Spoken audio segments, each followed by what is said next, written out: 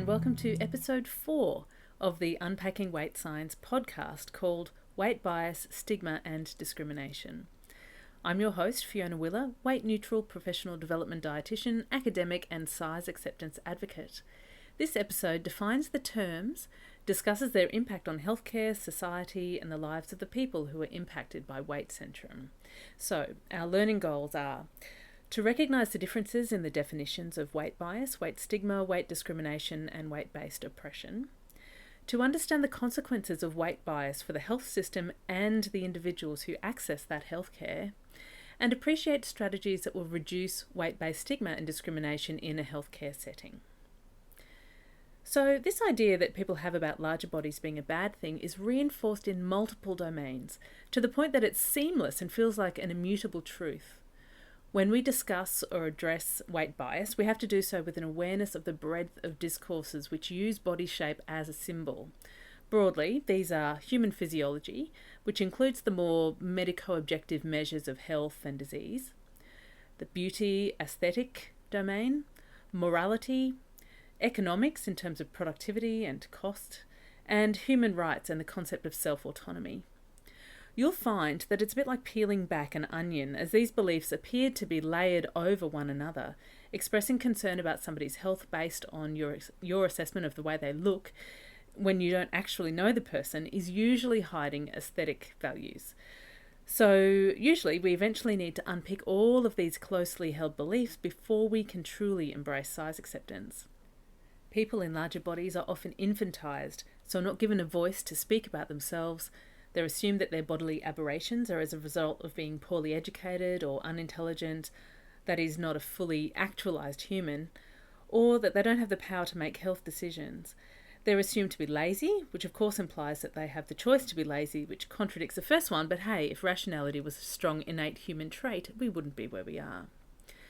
So health concerns are the most socially acceptable way to push back against size acceptance, but often hide a multitude of other fat-hating attitudes, and this can include by people in larger bodies themselves and people who were formerly in larger bodies, but who are those who've managed to white-knuckle weight loss maintenance and often have had to change their career to one in personal training in order to maintain that, and quite frequently they have a book deal or a blog or an Instagram account to keep them accountable. So let's look at weight bias, stigma, discrimination, and oppression. So these terms are sometimes used interchangeably, particularly weight stigma and weight bias, and they're sometimes used interchangeably by academics and groups who claim to fight against stigma. So just be wary of that. There are 5 main terms that I'll discuss today, and it's important to understand that these terms are also directional, so they're able to be both enacted against or towards others, as well as turned inwards towards the self. So if we start with weight bias. So a person or a culture can have a weight bias, and this is basically, a bias is a belief or preference for or against something, and in this case it is a belief and preference against particular body shapes and for other types of body shapes. And again, it can be internalized, pertaining to the self, or externalized, pertaining to others. So for example, a person may have a belief that straight up and down legs are good, and any legs that don't follow that particular pattern are not good, and so that they can feel that way about others and about what they prefer to look at and about what they think is good, and they may also feel that about themselves, and that may be that they like the legs that they have because they feel that their legs are straight up and down, or that they don't like the legs that they have because their legs are not straight up and down. So it's that directional thing that's quite important. That's weight bias. It's just a preference either way. And then a person can experience weight stigma, and that is the negative social impact of weight bias. Something that enacts negative bias is stigmatizing. Something that's enacting stigma is stigmatizing.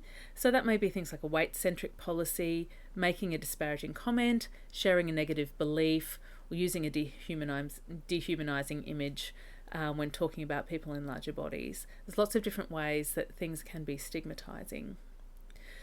So weight bias, as I mentioned before, it can be enacted by individuals, and it can also be enacted by a culture, and it can be enacted by a society as well. Weight stigma is experienced by individuals. So weight stigma is not experienced by, for example, organisations. It's only individuals that can experience that stigma. It's basically the negative impact that can include being heckled, verbally abused by strangers, having less social currency, less ability to be employed in areas that would otherwise be open to them if they had a different body shape, that sort of situation. So that's weight stigma in general.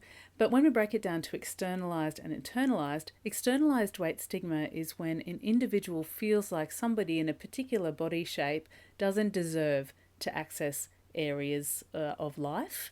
And internalised weight stigma is the inward-facing version of that sentiment. So they don't feel that they deserve access to certain areas of life because of their body shapes. Very negative appraisal of their body shape, and they feel like they should self-censor their access to the world.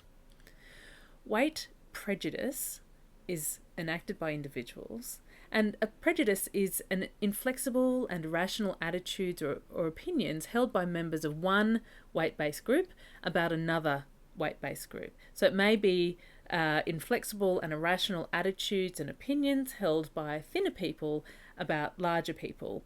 And if you want to see an example of that, you just need to have a look at literally any comments section underneath any article or blog that suggests that size acceptance is a good thing to do, or in fact suggests that somebody in a larger body can be fit and healthy, which of course is possible, but you'll see people who hold weight prejudice come out in those comment sections quite clearly.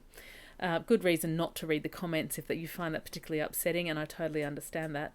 I do tend to read the comments because I find it fascinating, and I want to see what lenses those people are using. Are they using the health lens? Are they using the aesthetic lens? What's going on in there? But that's just me.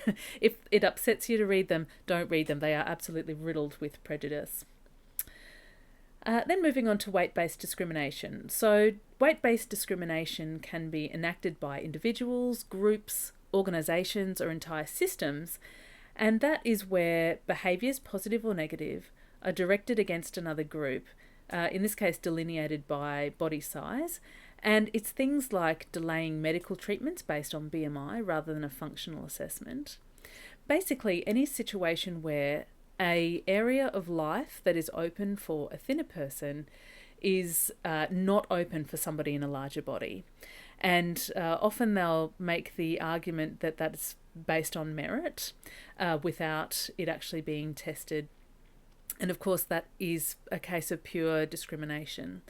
And we have anti-discrimination laws in most westernised countries, but unfortunately they don't cover body shape-based discrimination, which is a shame. I mean, I think there is a case, it's just a pity that more cases aren't brought into the courts, but appearance-based discrimination is written into many codes of law, but people don't tend to get a lot of traction when it's about body size-based appearance. We do need to change that. If anyone has got any influential colleagues or has any influence themselves on legislation around anti-discrimination measures, it would be brilliant to have body size or body appearance brought into that legislation. And then finally, weight-based oppression. So oppression, in Australia, we don't tend to use that word very much. It's a much more familiarly used term in North America. But weight-based oppression occurs at the action of groups, organisations or systems which use their systematic power in an unfair and inhumane manner to marginalise people and groups with larger bodies. One example of that is these so-called obesity societies who pay lip service to existing to help people in larger bodies and yet are manned mostly by people whose research job or professional job involves trying to eradicate larger bodies from the face of the earth. And one way that they can enact that weight-based oppression is to fail to elevate the voices of people classed as obese who are not happy after they've received their weight loss surgery, and also others who are living quite happily and contentedly in larger bodies and in good health. Those people are not typically held up by obesity societies as good voices in their community. They tend to only want to hear from people who don't want to be larger anymore and who are willing to undergo experimental procedures to the benefit of the people who are in the obesity societies in order to try to make them not larger anymore. Also, cases of oppression where workplaces who employ only thinner people, governments who enact policies that mean that larger people are not heard properly, who are not given access to the sorts of evidence-based treatments that smaller people get for no reason other than fat fear. So looking at what sort of types of professions and work are perpetuating weight bias. If your work involves intentionally moving towards or encouraging body weight reduction, then you are conducting anti-obesity work and thus perpetuating weight bias. No matter how nice you're being about it, if the point of your service is to try to help larger bodies become smaller bodies, then you're perpetuating weight bias by definition. And this can include any diet or exercise prescription where the intention is body weight or shape change. It can include counselling for eating control, lifestyle interventions where weight loss is celebrated, even if it isn't the point of the intervention of the program or whatever. If that program or the people who facilitate that program celebrate weight loss, if it happens for somebody in that program, then that is perpetuating weight bias. Bariatric surgery obviously is highly weight biased. Weight loss drugs also obviously highly weight biased. But so is eating disorder counselling that concurrently aims to reduce weight. So there are people in larger bodies who suffer from eating disorders, and the same sort of eating disorder, when it occurs in a smaller person, that receives much less weight-centric counselling than somebody in a larger body. So there's this practice sort of norm at the moment, unfortunately, in eating disorder treatment where the aim tends to be that they're trying to kill two birds with one stone. They're trying to both stop the distress from the eating disorder, so get rid of the eating disorder in somebody in a larger body, but also lose weight, because the feeling is, well, it's their weight that's causing them to feel terrible about themselves. Therefore, if they lost weight, they wouldn't feel so terrible about themselves, and that would help to stop the eating disorder. But of course, that's sort of topsy-turvy. The problem is the weight bias. It's not that the person, you're not going to relieve body image by changing your body. The body image it's a mental phenomenon. It's nothing that, it's not the body's fault that the person feels terrible about their body. Diet culture, veneration of diet or activity for heroic purpose is obviously weight biased. It's also the sociocultural ideal of a thin body or narrow acceptable female acceptance appearance standards. Obviously all commercial weight loss programs and products are weight-centric and perpetuate weight bias, but also obesity prevention and obesity management campaigns. So true obesity health work focuses on enhancing the health outcomes of people in larger bodies without doing it via weight loss, similar to the way that we enhance health in older adults or people with chronic illness or disability. Not that I'm comparing being in a larger body to something that's pathological, but in terms of the approach that we should be taking, we've tried this trick of weight loss. It doesn't work. Can we not have some more tools in our toolbox to help people who want to receive assistance supporting their health outcome enhancement? So, weight stigma and the impact of weight stigma in healthcare. Well, the impact that weight bias held by the health professionals in the health professional medical counselling situation is that people end up feeling berated and disrespected by their providers. They feel upset by comments about their weight from doctors, particularly if it's unsolicited. They go in for something else and the doctor gives them a hard time about their weight or mentions it. They perceive that they won't be taken seriously, and that is totally rational because we have in the scientific literature proof that doctors don't take people in larger bodies seriously at times. So, all of these accounts of the experience of weight stigma are actually really rational, given that the healthcare providers are enacting stigmatizing situations upon them and very open in their weight bias. People report that they feel like their weight is blamed for all of their problems. Even problems that people in thinner bodies get tend to be blamed on a larger body size first, before the sorts of diagnostic tests and so forth are conducted. They feel reluctant to address their weight concerns because, there's a lot more to someone wanting to lose weight than just them wanting to lose weight. What's going on underneath there? And if the doctor is quite simplistic and dismissive, then that causes a rupture to that therapeutic relationship that could otherwise be very good for the client and for the doctor to learn. Parents of larger children feel blamed and dismissed, which is totally understandable, and individuals feel blamed for their weight status, even though it is clear in the literature that people who do research on the social determinants of health and who do more weight-neutral obesity research know full well how multifaceted the factors that influence body weight are, but it hasn't really trickled down to the health provider level yet. I mean, obviously there are health providers who are completely cognizant of this research, but many who hold these really tightly held weight bias and weight prejudice beliefs for themselves tend to not even realize that they're projecting all this stuff all over their clients. Like they why would they go and look at research that's counter to the way that they believe if it's completely, if they can get away with behaving in their clinic in a way that feels normal to them based on their own prejudices. And all of that hijacks client-centered healthcare. So there are four main outcomes that happen with weight bias in healthcare. We've got missed identification. The second one is patient or client avoidance. The third one is over-treating.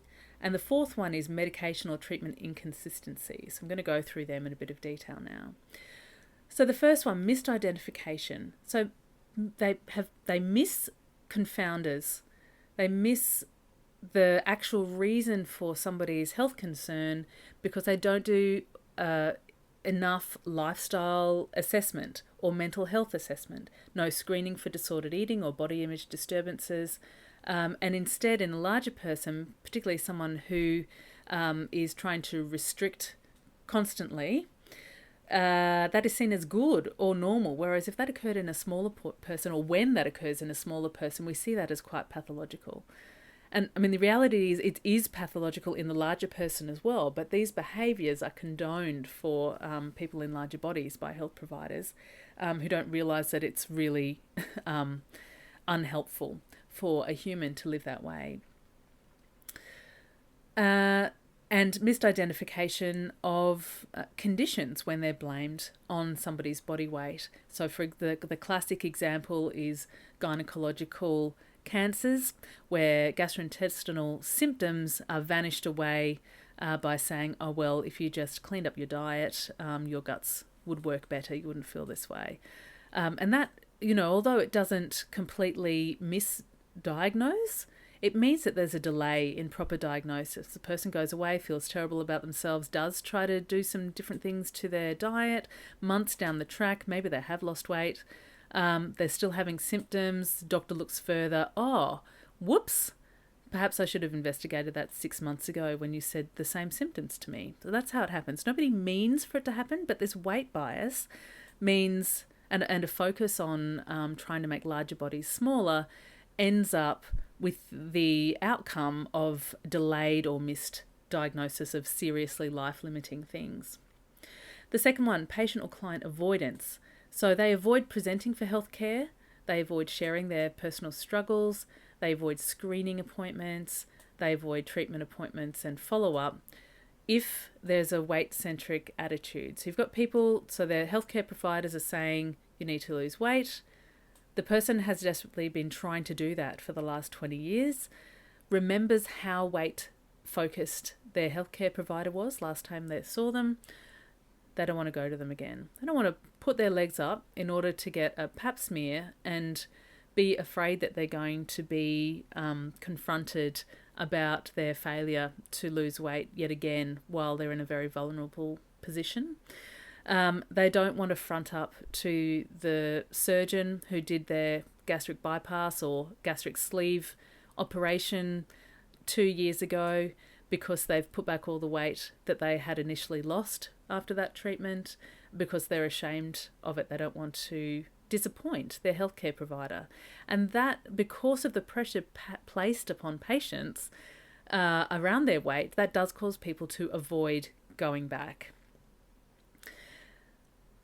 Then, of course, the avoidance also means delayed or missed diagnoses in the long term. And of course, when a larger person dies of that cancer that wasn't picked up soon enough, that mark against the cancer goes against obesity rather than there being any acknowledgement that it was in fact the delayed diagnosis that was causing that hastened the death of the person rather than the weight itself. So the reporting data is all mixed up because of these social factors. The third one, over-treating. So for the people in larger bodies who do engage with the health system, so they take those referrals to the weight loss programs, they take the referrals to the dietitian, that are, rebated by the government in some places in the world, they do use up government resources trying to lose weight, which we know is ineffective. They also use their own financial and time and emotional resources trying to do that in their own life, off their own backs, using commercial weight loss products, programs, etc. And really, it doesn't, they make this case that somebody in a larger body needs a lifetime treatment intervention, but they make it so themselves by insisting on increased, continued engagement. But if it's continued engagement with a completely ineffective program and they're spruiking this lifetime intervention model, that is a whole heap of money down the drain and a whole heap of emotional resources and a whole heap of time that is wasted on that. And the fourth one is medication and treatment inconsistencies.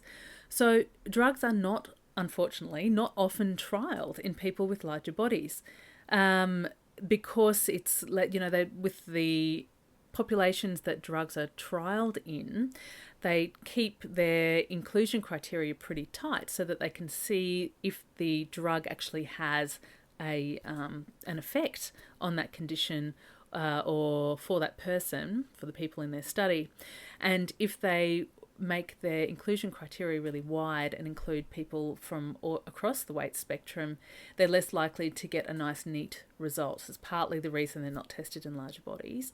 The other reason is that they don't tend to actively seek people in larger bodies to test medication in. And of course, that means that we may know the half-life and all the rest of the pharmacological impacts of that drug in a smaller body, but larger bodies are of different body composition, and we do need to know whether the dose-response relationship is the same for that medication in a larger body. Perhaps the dosing needs to be different, or perhaps that drug is ineffective, becomes more and more ineffective as across the weight spectrum. We need to know that. For example, the morning after pill gets more and more ineffective the larger the woman's body. And so, that leads to a whole heap of inequity in access to family planning and birth control options for people in larger bodies as well. So much unethical and unjust ramifications for medical weight bias. So what can you do to help as a health professional, as a counselling professional? You can listen to your patients, or listen to your clients' experiences relating to their weight, and really listen. Don't assume that you know what their life is like because of what you're projecting onto them, but really listen to them and their experiences of weight bias and discrimination and stigma. Advertise your services as a size acceptance or health at every size clinician. Put it up, put it in your policies, put it on posters on walls, on your invoices and handouts that all sizes are welcome at your clinic. You may even put a disclaimer in the initial sign-up information, something like, at your initial visit, we will ask you if you would like to talk about your weight. This is a weight-inclusive practice where we encourage health enhancement through health-related behaviours without the expectation of weight loss. If you would prefer not to discuss your weight, that will be marked on your file and we won't mention it again unless you do. Because most healthcare practices are weight biased against people in larger bodies, even if they don't think that they are. If you don't have anything about the fact that you're size inclusive on your signage or any of the stuff that people come in contact with, it will be assumed that you are weight biased. So you really have to shout from the rooftops. What else can you do? So use health behaviour, function and biochemical screening without preempting judgment on the basis of BMI for people of all weights. So, the other side of the coin of having a bias against larger bodies is that people in smaller bodies sometimes fly under the radar. So, as a health or counselling professional, our job is to try to raise up, enhance those health outcomes for everyone we come in contact with. But if we're assuming that people in smaller bodies have great diets and live an active lifestyle, we are also wrong. So make sure that you're doing these broad screenings and these, proper conversations about lifestyle with everyone, not just with people in larger bodies.